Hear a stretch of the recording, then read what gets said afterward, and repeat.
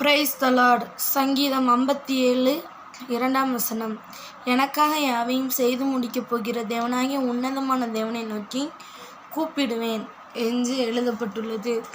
எனக்காக யாவையும் செய்து முடிக்கப் போகிற தேவனாகிய உன்னதமான கர்த்தர், செய்து முடிக்கப் போகிறவர் சொல்லி தாவீது கூறுகிறார்.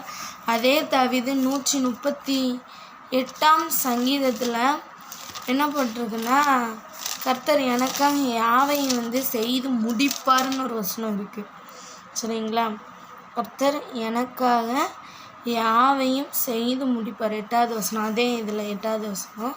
கர்த்தாவே, உமது கிருபை என்றும் உள்ளது, உமது கரத்தின் கிரியைகளை நெகிழ விடாதிருப்பீராக. எனக்காக யாவையும் செய்து முடிப்பார்னு ஒரு இடத்துல என்ன போட்டிருக்குன்னா, எனக்காக யாவையும் செய்து முடிக்கப் போகிற தேவனாகிய உன்னதமான தேவனை நோக்கி கூப்பிடுவேன் சொல்லி போடப்பட்டிருக்கு. தேவனாகிய உன்னதமான கர்த்தரை நோக்கி கூப்பிடுவேன்னு சொல்லி எதுக்கு சொல்லியிருக்காருன்னா, அவர் தப்பி சவுலுக்கு தப்பி ஓடும்போது இந்த வார்த்தையை சொல்கிறாரு. ஆனால் நம்ம எப்படி இருக்கிறோம்? அவர் எல்லா வார்த்தையும் கவனிக்கிற தேவனாக இருக்கிறார். சரிங்களா? நமக்காக எல்லாவற்றையும் செய்து முடிக்க போகிற தேவன். அவர் எல்லா சூழ்நிலை அடப்பட்ட நேரத்தில் தான் அப்படி சொல்லி உன்னதமான தேவனை நோக்கி நான் கூப்பிடுறேன்னு சொல்கிறாரு. சரிங்களா? ஆனால் அவர் எல்லாத்தையுமே செய்து முடிப்பார். அதனால் நம்ம ஏன் பயப்படணும்? நம்ம ஏன் கலங்கணும்? ஆனால் அவர் நம்மளை பார்த்து கொஸ்டின் கேட்குறோம். உனக்காக நான் எல்லாத்தையுமே செஞ்சு முடிக்க போகிறேன், நீ எனக்காக என்ன செய்தான்னு கேட்டால் நீங்கள் என்ன பதில் சொல்லுவீங்க?